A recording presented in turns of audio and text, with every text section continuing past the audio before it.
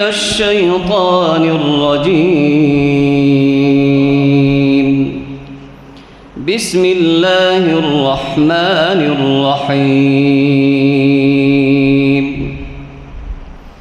وإذ قال إبراهيم رب اجعل هذا البلد آمنا واجنبني وبني أن نعبد الأصنام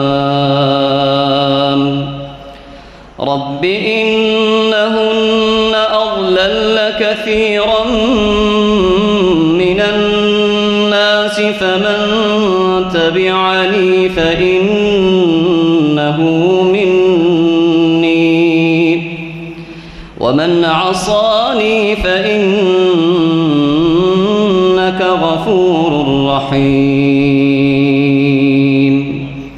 ربنا إني أسكنت من ذريتي بواد غير ذي زرع عند بيتك المحرم ربنا ليقيموا الصلاة فاجعل أفئدة من الناس تهوي إليهم وارزقهم من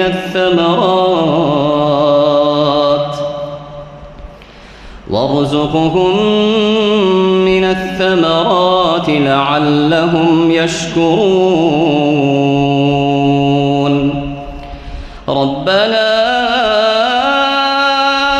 إنك تعلم ما نخفي وما نعلن وما يخفى على الله من شيء في الأرض ولا في السماء. الحمد لله الذي وهب لي على الكبر إسماعيل وإسحاق إن ربي لسميع الدعاء. رب اجعلني مقيم الصلاة ومن ذريتي ربنا وتقبل دعاء.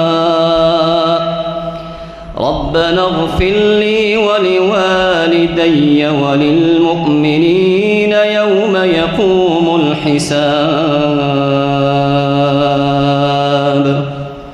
سبحان ربك رب العزة عما يصفون وسلام على المرسلين والحمد لله رب العالمين.